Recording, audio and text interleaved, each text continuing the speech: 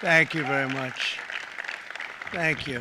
Nice crowd. What a good-looking group of people. Well, we have some very, very good news today, and a lot of good things are happening for our country. Please sit down. My fellow Americans, this is Liberation Day, waiting for a long time.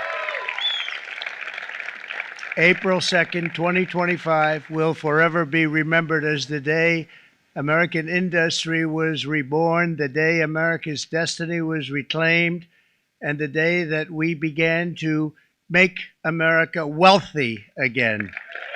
We're going to make it wealthy, good and wealthy. For decades, our country has been looted, pillaged, raped, and plundered by nations near and far, both friend and foe alike. American steel workers, auto workers, farmers, and skilled craftsmen, we have a lot of them here with us today. They really suffered gravely. They watched in anguish as foreign leaders have stolen our jobs, foreign cheaters have ransacked our factories, and foreign scavengers have torn apart our once beautiful American dream. We had an American dream that you don't hear so much about. You did 4 years ago, and you are now, but you don't too often, and for many years and decades even, you didn't hear too much about. Our country and its taxpayers have been ripped off for more than 50 years, but it is not going to happen anymore. It's not going to happen. In a few moments, I will sign a historic executive order instituting reciprocal tariffs on countries throughout the world. Reciprocal, that means they do it to us and we do it to them. Very simple. Can't get any simpler than that. This is one of the most important days, in my opinion, in American history. It's our declaration of economic independence. For years, hardworking American citizens were forced to sit on the sidelines as other nations got rich and powerful, much of it at our expense. But now it's our turn to prosper, and in so doing, use trillions and trillions of dollars to reduce our taxes and pay down our national debt, and it'll all happen very quickly. With today's action, we are finally going to be able to make America great again, greater than ever before.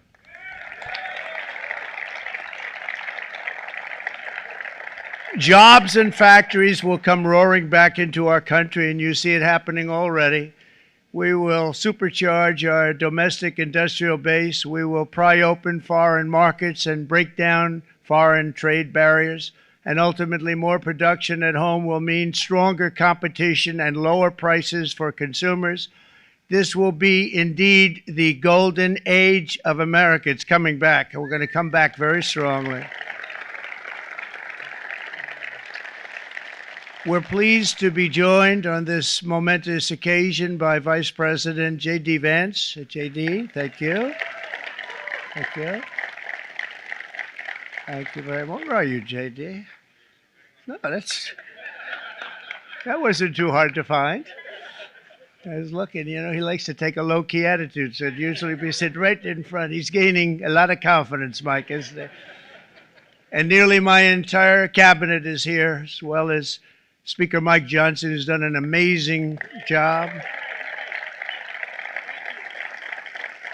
And with the great success we had last night in Florida, we have a majority of 7. And 7's like a lot when we had it at 1, right? You've done a fantastic job. And many of the members of the House and Senate are with us. Senators, congressmen, thank you all for being with us. We appreciate it. For decades, the United States slashed our trade barriers on other countries, while those nations placed massive tariffs on our products and created outrageous non-monetary barriers to decimate our industries. And in many cases, the non-monetary barriers were worse than the monetary ones. They manipulated their currencies, subsidized their exports, stole our intellectual property, imposed exorbitant VAT taxes to disadvantage our products, adopted unfair rules and technical standards, and created filthy pollution havens. They were absolutely filthy, but they always came to us and they said, we're violating, we should pay for it. It's all detailed in a very big report by the U.S. Trade Representative on Foreign Trade Barriers. And I'll just hold it up for you. It's available, and you don't have to pay too much. As I understand it, you'll pay nothing. It's a lot of work for something, actually, because it's a special book. It's very, frankly, it's very upsetting when you read it, when you see what people have been doing to us for 30 years. This all happened with no response from the United States of America, none whatsoever. But those days are over. Let me offer just a few examples of the vicious attacks our workers have faced for so many years. The United States charges other countries only a 2.4 tariff on motorcycles. Meanwhile, Thailand and others are charging much higher prices, like 60%. India charges 70%. Vietnam charges 75%, and others are even higher than that. Likewise, until today, the United States has for decades charged a 2.5 tariff.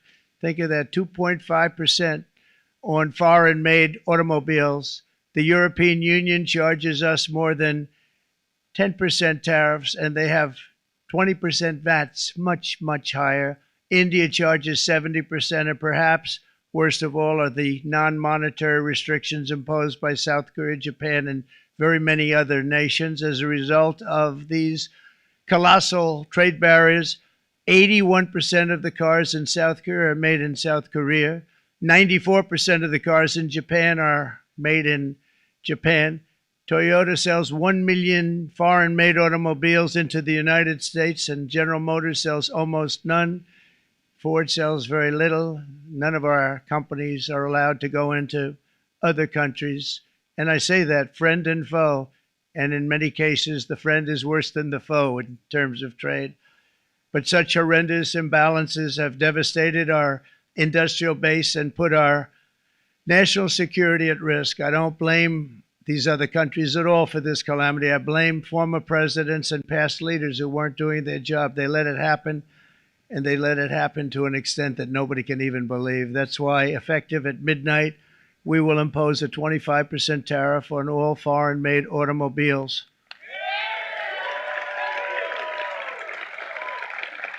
Thank you.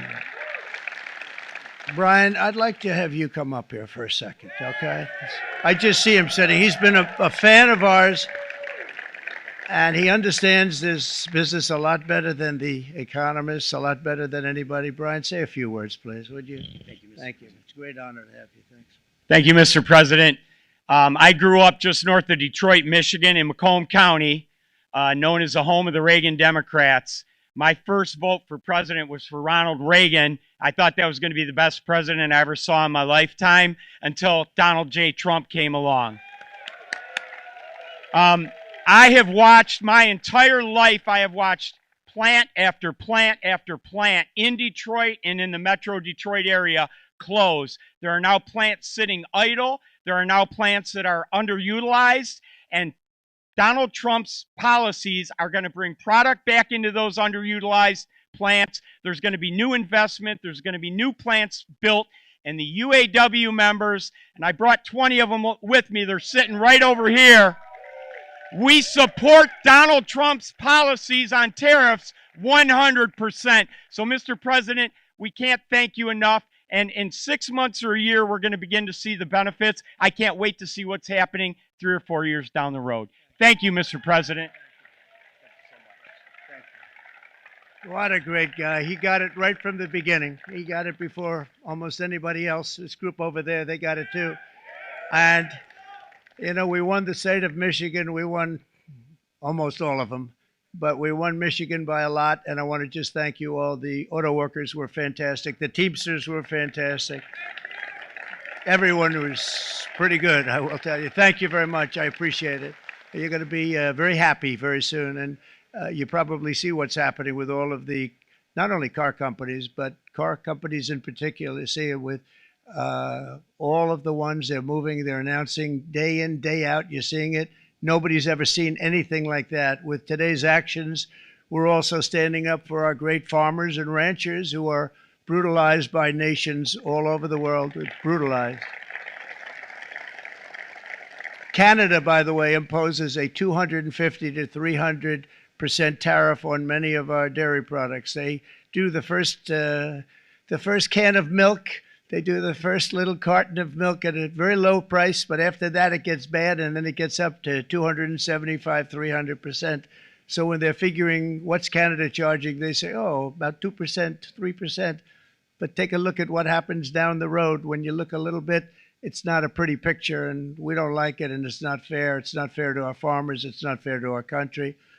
And with countries like Canada, you know, we subsidize a lot of countries and keep them going and keep them in business. In the case of Mexico, it's $300 billion a year. In the case of Canada, it's close to $200 billion a year.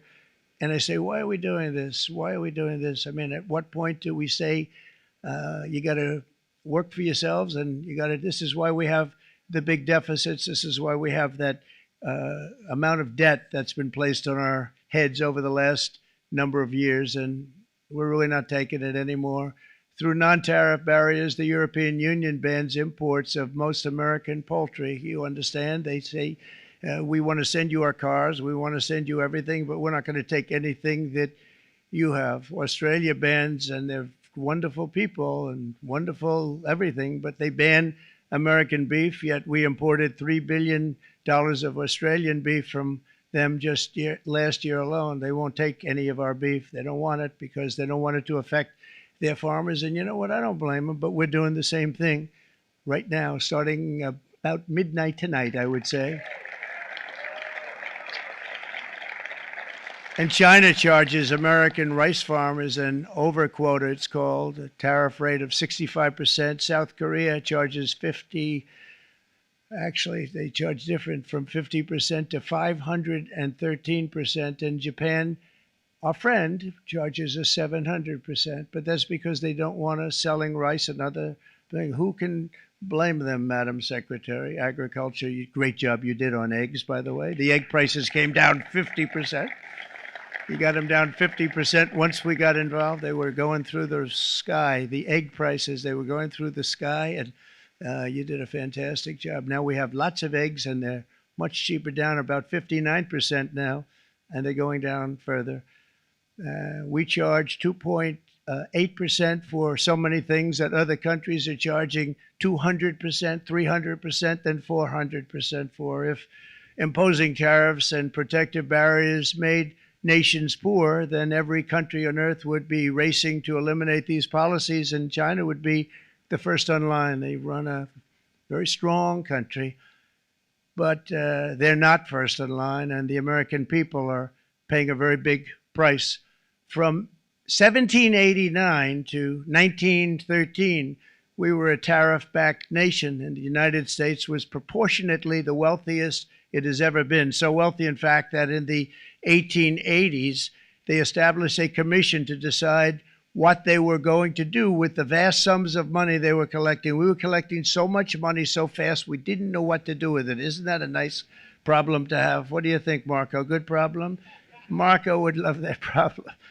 But we don't have that problem anymore, but we're not going to have it very much longer, I will tell you. But they collected so much money, they actually formed a commission to determine what they were going to do with the money, who they were going to give it to, and how much.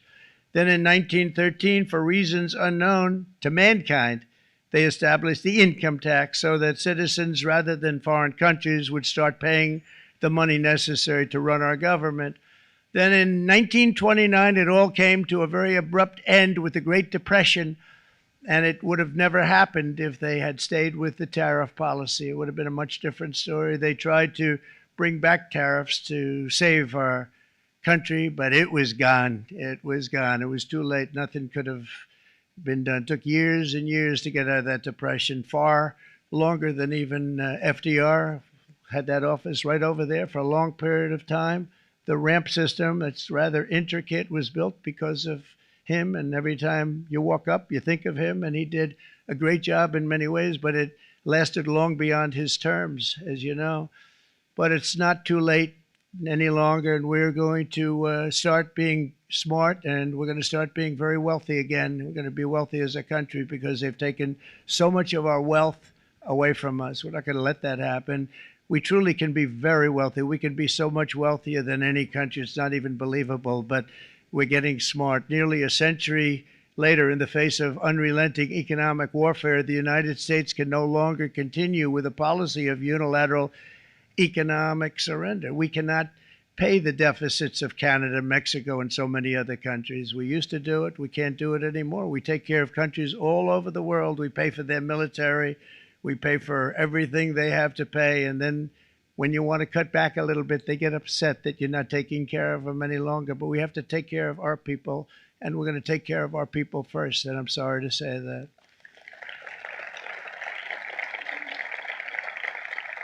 And today we're standing up for the American worker, and we are finally putting America first.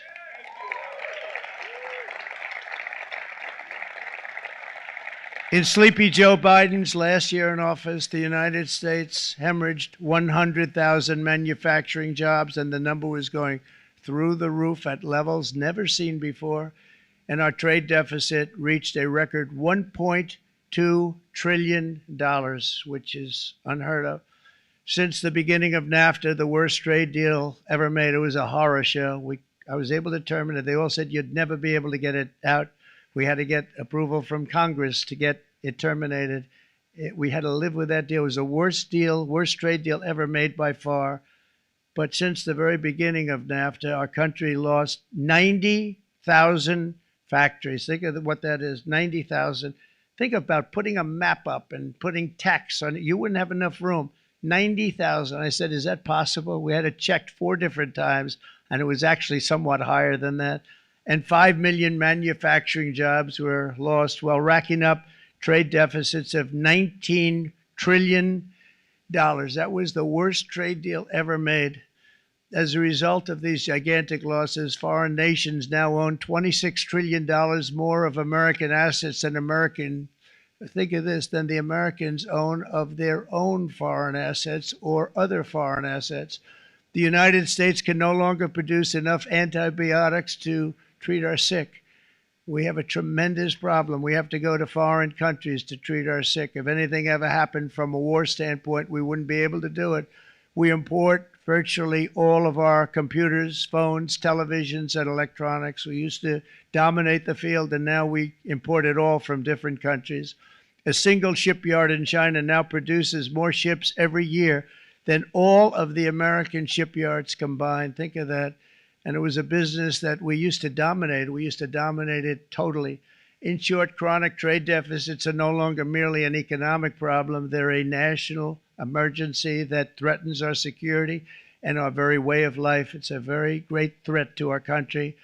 And for these reasons, starting tomorrow, the United States will implement reciprocal tariffs on other nations. It's been a long time since we even thought of that. We used to think about it a lot. We didn't think about it for many decades, and you see what's happened. For nations that treat us badly, we will calculate the combined rate of all their tariffs, non-monetary barriers, and other forms of cheating. And because we are being very kind, we're kind people, very kind. You're not so kind when you got ripped off with your salaries. My auto worker friends and my Teamster friends and all of the unions that typically voted Democrat, they're not voting Democrat anymore because worker, whether union or non-worker, they're for the Republicans now. That's what happened. But we will charge them approximately half of what they are and have been charging us. So the tariffs will be not a full reciprocal. I could have done that, yes, but it would have been tough for a lot of countries who didn't want to do that. I'd like to see the chart if you have it. Could you bring it up, Howard? This is our great Secretary of Commerce, Howard Lutnick. Thanks, Howard. So if you look at that, China, first row, China, 67%. That's tariffs charged to the USA, including currency manipulation and trade barriers. So 67%, I think you can, for the most part, see it. Those with good eyes, with bad eyes. We didn't want to bring, it's very windy out here. We didn't want to bring out the big charts because it had no chance of standing. Fortunately, we came armed with a little smaller chart. So it's 67%, so we're going to be charging a discounted reciprocal tariff of 34%. I think In other words, they charge us, we charge them less. So how can anybody be upset? They will be, because we never charge anybody anything. But now we're going to charge. European Union, they're very tough, very, very tough traders. You know, you think of European Union, very friendly. They rip us off. It's so sad to see. It's so pathetic. 39%, we're going to charge them 20%, so we're charging them essentially half. Vietnam, great negotiators, great people. They like me, I like them. The problem is they charge us 90%. We're going to charge them 46% tariff.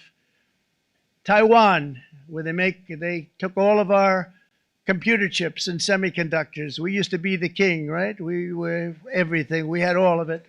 Now we have almost none of it, except the biggest company is coming in. We're going to end up with almost 40%. Lee Zeldin's working to get their approvals.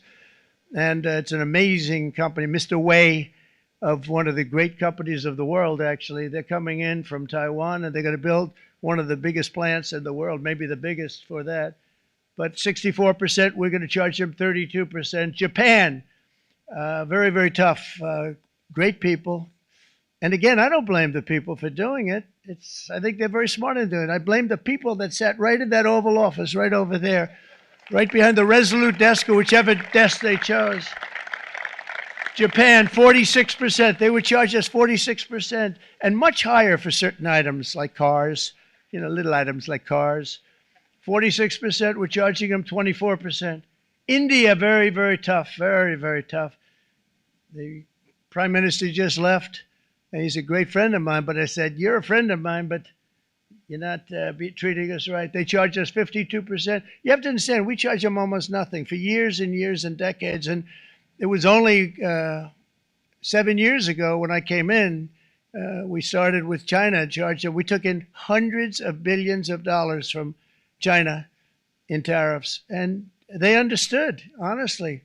President Xi understood. He said, look, I understand, and the other countries, and they all understand. We're going to have to go through a little tough love, maybe, but they all understand. They're ripping us off, and they understood it.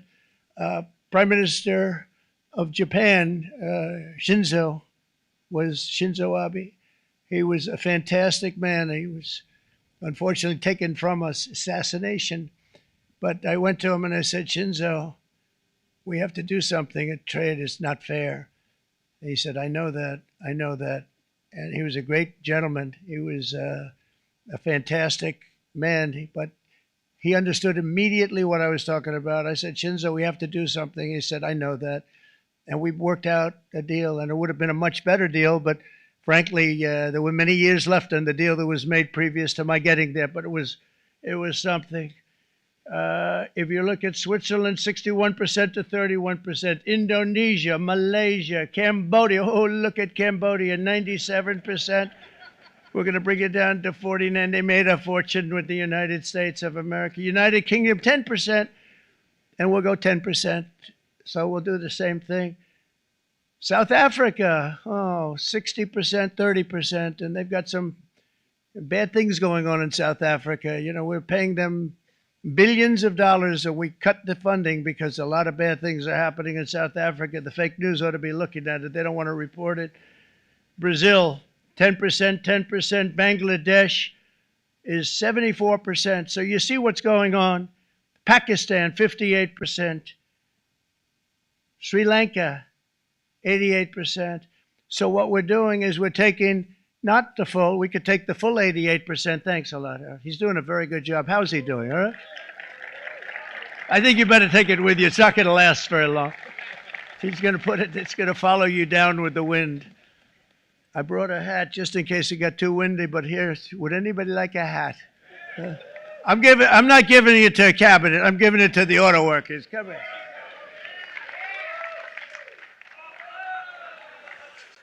Thank you, fellas. Get it. That's it. That's it. They deserve it more than our cabinet. Our cabinet has plenty of hats. But you see the numbers. The numbers are so disproportionate. They're so unfair. At the same time, we will establish a minimum baseline tariff of 10%. You notice that on the chart. And that'll be on other countries to help rebuild our economy and to prevent cheating. So we're going to have a minimum of cheating, and we're going to be very severe on the people that at the gate that watch the tariffs and watch the product coming in, because there's been a lot of bad things happening at the gate because the money is so enormous that you're talking about. There's never been probably anything like it in terms of the enormity, and there are a lot of bad things happen at the people that do the check-in, and they're looking at 10-year jail sentences if they do play. We're going to treat them so good, but if they cheat, the repercussions are going to be extremely strong. Foreign nations will finally be asked to pay for the privilege of access to our market, the biggest market in the world. We're right now the biggest market in the world. We had a great country 4 years ago in terms of the economics. We were doubling up on China. We were doing so well. Nobody was going to catch us, but so much of it slipped away over the last 4 years under Biden. I campaigned on this policy throughout last year, and today that promise was made, and it was also a promise, as you know, that was kept. Promises made, promises kept. To any company that objects to our common sense reciprocal tariffs, again, reciprocal, back and forth, back and forth. And I call this kind reciprocal. This is not full reciprocal. This is kind reciprocal. But what we do is we cut it in half. We charge them. My answer is very simple. If they complain, if you want your tariff rate to be zero, then you build your product right here in America, because there is no tariff if you build your plant, your product in America. And we've seen companies coming in like we've never seen before. Likewise to all of the foreign presidents, prime ministers, kings, queens, ambassadors, and everyone else who will soon be calling to ask for exemptions from these tariffs. I say, terminate your own tariffs, drop your barriers, don't manipulate your currencies. They manipulate their currencies like nobody can even believe, which is a bad, bad thing and very devastating to us. And start buying tens of billions of dollars of American goods. Tariffs give our country protection against those that would do us economic harm. And many people were looking to do us economic harm. Maybe not so obviously, but they were doing tremendous economic harm. But even more importantly, they will give us growth. These tariffs are going to give us growth like you haven't seen before. And it'll be something very special to watch. I am so looking forward. And Brian, it's going to happen even faster than you said. You know, you might say, but it's already started. It's already started. Work's already begun on plants all around the country. And you see that as before. These are big, rich companies. We have $61 billion started on a big plant going up. It's going to be announced over the next 2 days, and they already started work. Many of these the biggest companies in the world, they've committed to build, build, build. We're going to build, build, build, sir.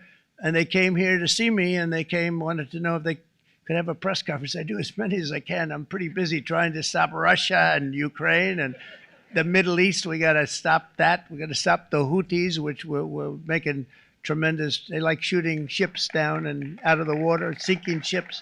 They get a kick out of it, but they're not getting such a kick out of it now, are they, Mr. Secretary? They're not getting such a kick out of that now. But here are just a short list of some of the companies that have already announced and committed to investment. And this is a company that built its factories and its plants in China. Apple is going to spend $500 billion. They never spent money like that here. They're going to build their plants here. SoftBank, OpenAI, and Oracle, great companies, are investing $500 billion almost immediately.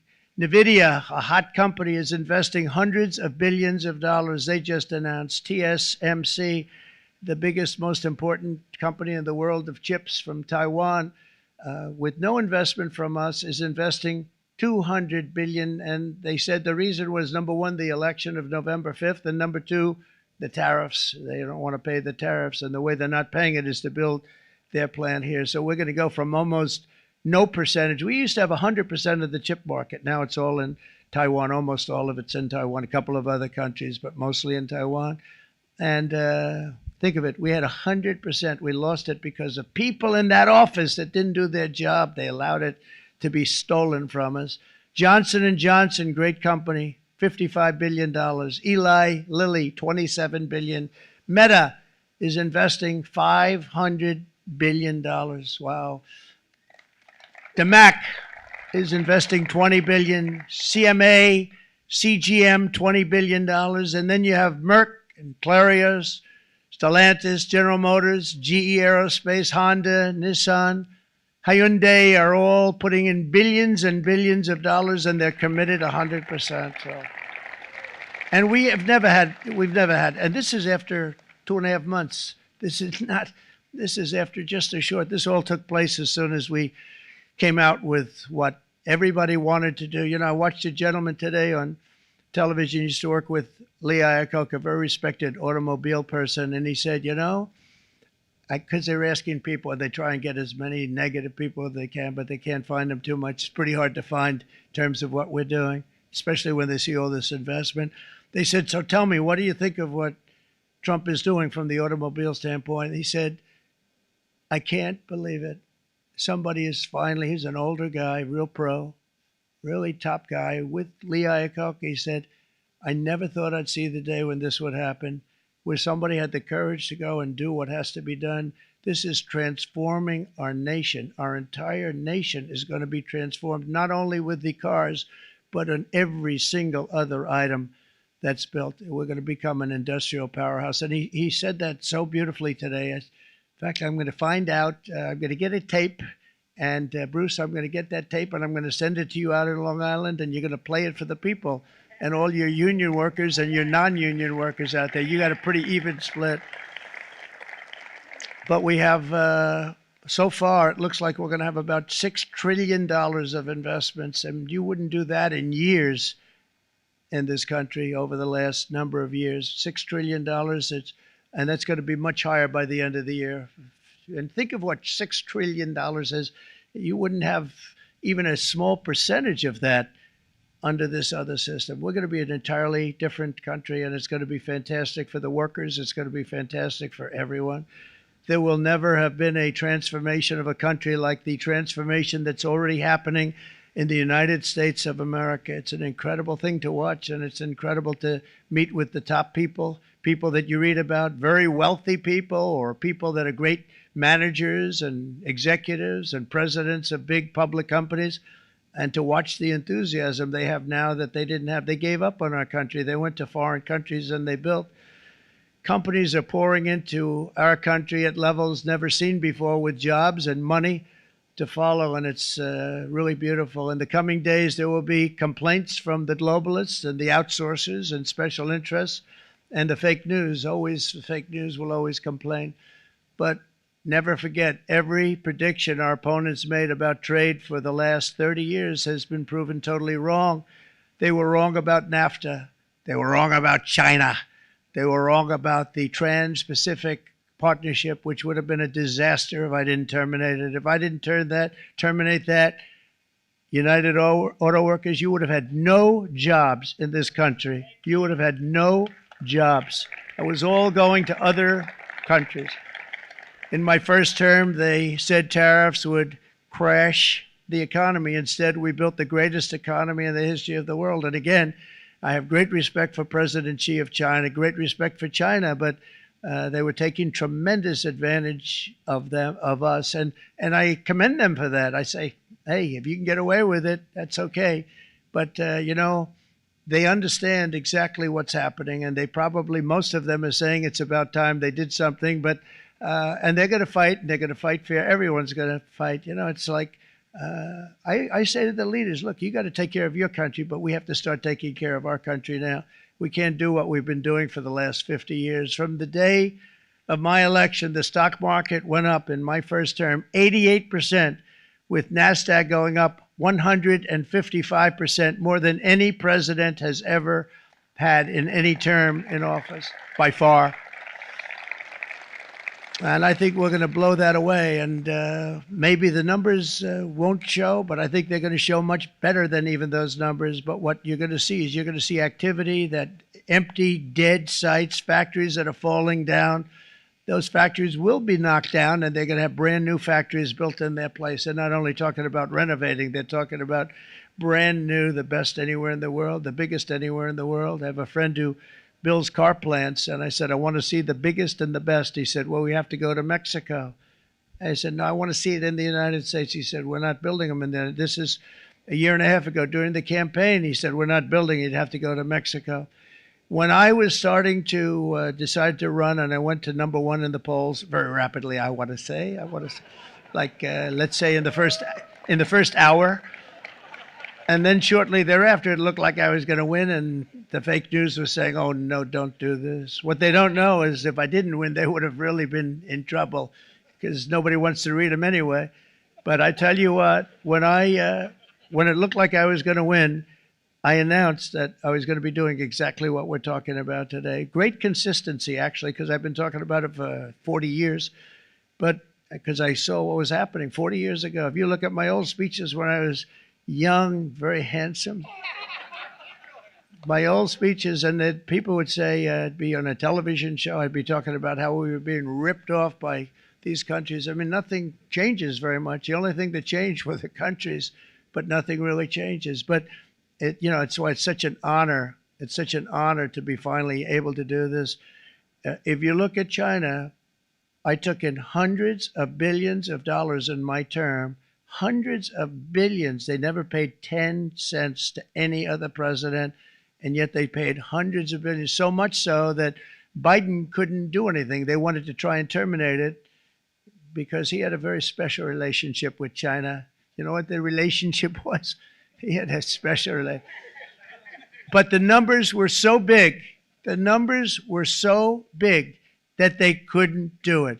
So they did ease it up. They did things that they shouldn't have done. They made it a lot more comfortable for them, but they couldn't do it because the numbers were hundreds of billions of dollars, and I did that. And we were on our way to doing something like incredible. And then we had a very bad election happen, a very bad election. A lot of bad things happened. So when I said we got to do it again, I said we have to make it too big to rig. And we made it too big to rig, and we won in records, and it was a monumental win. And it was such an honor to see so many of you, like Brian and your friends, here with us to celebrate, and to more importantly celebrate what we're doing, because that wouldn't be a full celebration if we didn't do this, because this will be an entirely different country in a short period of time. It'll be something the whole world will be talking about it. The critics made the very tired predictions earlier this year, but in February, core inflation dropped to the lowest rate in 4 years. And the price of eggs, as you know, just in a month and a half, we were there for 4 weeks. And the first week, I got blamed for eggs. I said, I just got here. They said eggs have gone up at like 250%, and you can't get eggs. And they were going crazy. And I said, I just got here. And then we got to work on eggs, and we got to work on everything. And our great Secretary of Agriculture, you did a fantastic job. Brooke Rollins, she did a fantastic job. And as I said before, the price of eggs dropped now 59%, and they're going down more, and the availability is fantastic. They were saying that for Easter, please don't use eggs. Could you use plastic eggs? I said, we don't want to do that. We want to, and you really came through. It's an amazing job. Thank you very much, Brooke. You did great. But likewise, an old-fashioned term that we use, groceries. I used it in the campaign. It's such an old-fashioned term, but a beautiful term, groceries. It sort of says a bag with different things in it. Groceries went through the roof, and I campaigned on that. I talked about the word groceries for a lot, and energy costs now are down. Groceries are down. Gasoline is way under $3, and people are beginning to be able to buy things and live again. We brought prices way down. We created 10,000 already in a few weeks, new manufacturing jobs. And it was that took place in 1 month, numbers that they haven't seen in a long time. We had virtually no inflation under my term. We had virtually no inflation for 4 years. But after transitioning over to Sleepy Joe, it went from almost non-existent to the highest in the history of our country. They're the highest inflation in the history of our country, brought up by energy and bad spending and bad policy, and a lot of bad things happened. How about allowing millions and millions and millions of people to pour into our country with open borders, where it's so sad to see even now. And I see our great secretary you have done. Stand up, please, Christy. Stand up. Christy Nome and Tom Homan. These people are doing a great job, but gotten them out in records. We have problems with judges that don't want them to go out. They want Tren de Aragua, and they want MS-13, the most vicious gangs ever. Nobody's ever seen anything like it. Absolute killer gangs. They kill people. They don't even think about it. And we put them out, and we have judges now, radical left judges that they don't want them to go out. They want them to even be brought back. Let's bring them back. You've done a fantastic job, and please thank everybody. Homeland Security, thank everybody. Appreciate it. And we now have a border that's the best border that we've ever had, even better than it was my first term. My first term we did good, but this one we really specialized in. We've done really well. And we had records then. We had the best, safest border. 4 years ago, we had the best border there ever was. And now we have, you've actually matched it and done even better. And we're going to get it down the right way. And we want people, by the way, to come into our country, but we want to come in through a legal process. We want them to come in legally. We need more people. We need people to run these plants and to help the auto workers and the Teamsters and the non-union people and everybody else. But we need people and the farmers. And we're going to let people come in, but they want to come in. We want them to come in legally. They have to have the capability of loving our country, not people that hate our country. We don't want them in our country. And now we're going to pass the largest tax cuts in American history, and that's where we're relying on Mike and John Thune. And we will not cut Social Security, Medicare, or Medicaid benefits, and the Democrats will, because if they got in, the entire economy would collapse. This country was heading for a collapse under the people that you saw. They were horrible. I think one of the reasons people like the job, I have my highest approval ratings because I think they're comparing me to the worst administration in the history of our country. So I appreciate that at least. But Speaker of the House, Mike Johnson, and Senate Majority Leader, appreciate it, Mike. John Thune have been fantastic, by the way. But they've been working tirelessly on taking the next step to pass the plan for our one big, beautiful bill. I'd like to name it that if you can. One big, beautiful. I made that statement about 6 months ago, and everybody calls it one big, beautiful bill. And it will be that. It'll have everything, the big tax cuts and every incentive there is. And it'll be fantastic. And by the way, for the cars, we're asking for an interest deduction on a loan. So if you build the car, only in America we do it, Brian. If the car's not built in America, you don't get the interest rate deduction. But if you build the car in America, if you buy a car, if it's built in America, then you get an interest rate deduction, tax deduction, and that's a big thing. That's going to be a big thing. I think that's going to pay for itself very quickly, that deduction. Never happened.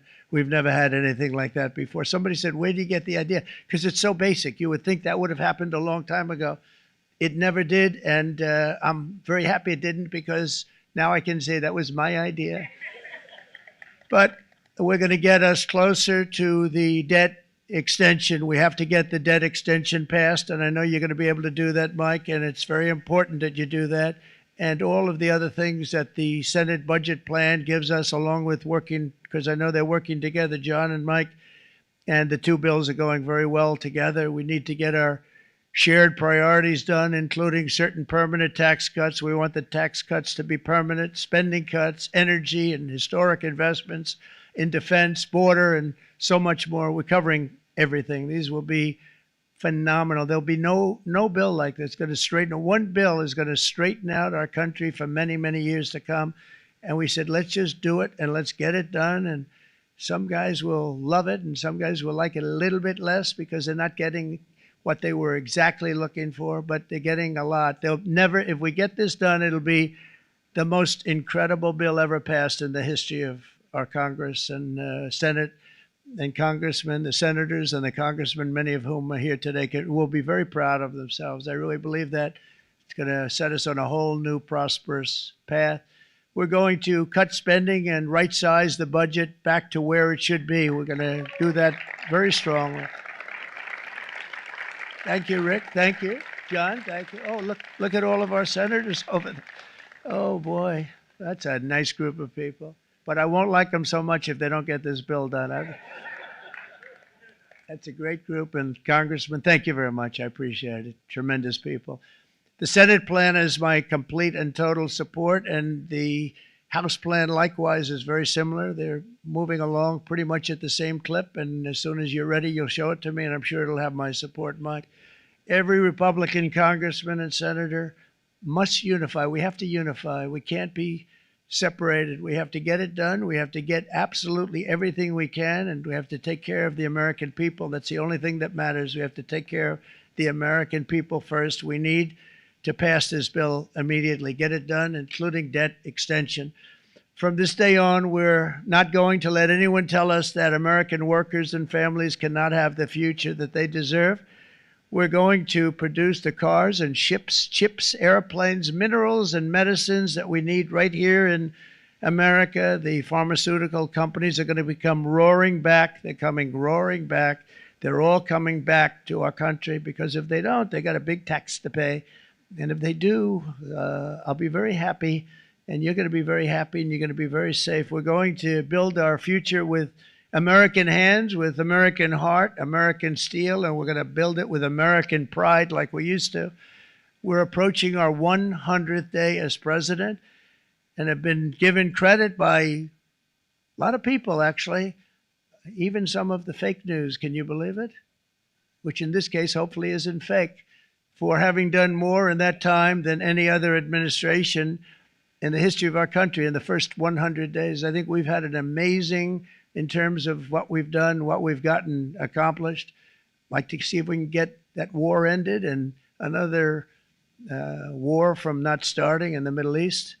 We have to get Russia. They're losing 2,000 on average, 2,500 people a day, young people, soldiers, Russian. Think of that. 2,500 through some days, but on average, probably over about a 1 week period, it's 2,712, they say. They're losing those soldiers. They're dying.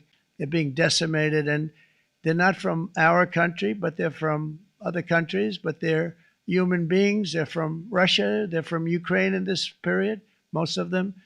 And we're going to get it stopped. It's a senseless war that would have never happened if I was president, and it shouldn't be allowed to go on.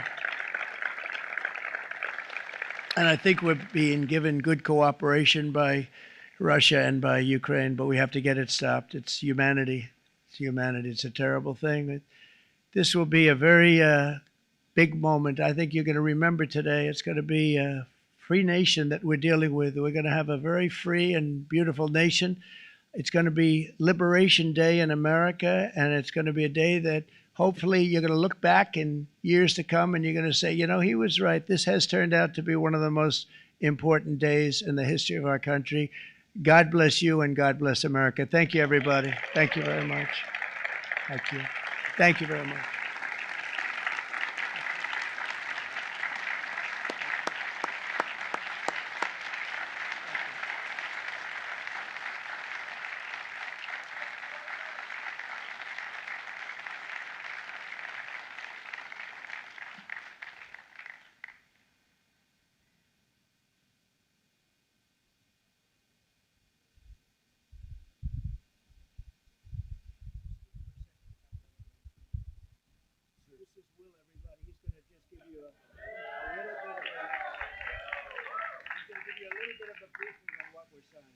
Good afternoon, y'all. We have two documents prepared for the president's signature today. One closes what's referred to as the de minimis loophole with respect to imports in the Republic of China. The other is the big one, is the reciprocal tariff executive order that the president just spoke about at length. This is obviously a huge deal, and it's been an honor to be a part of your team getting this ready for you, sir. Thank you very much. Thank you.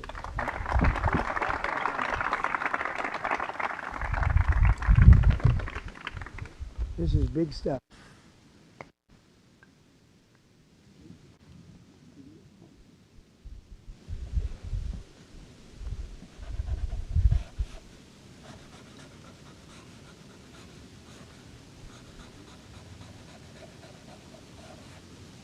That's a 10. That's a good one. Look. That's a good one. That's a good one. Thank you. Thank you, sir.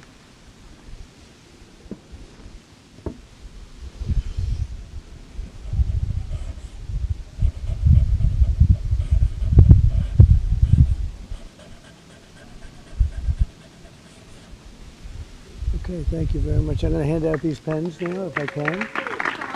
Come on over. Yeah.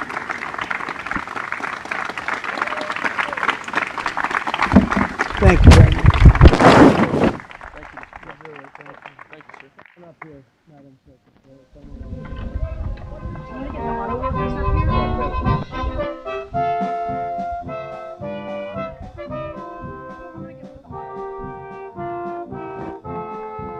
Thank you, everybody.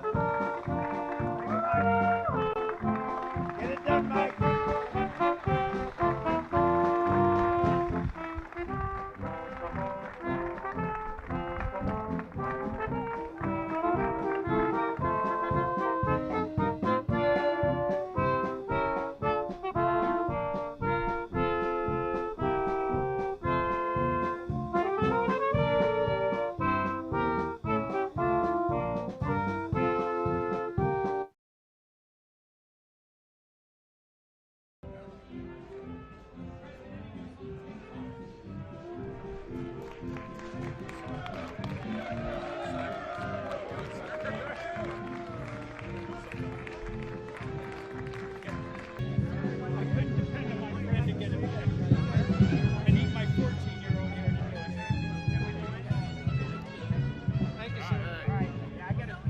You're in good shape, buddy.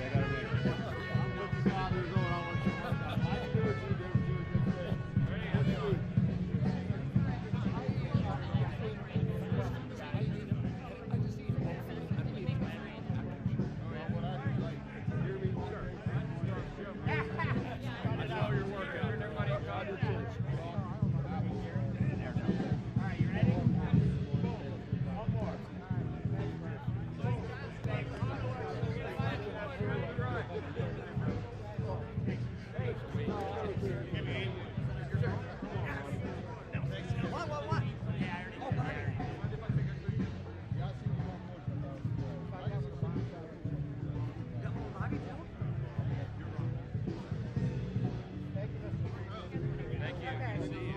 Getting in there too.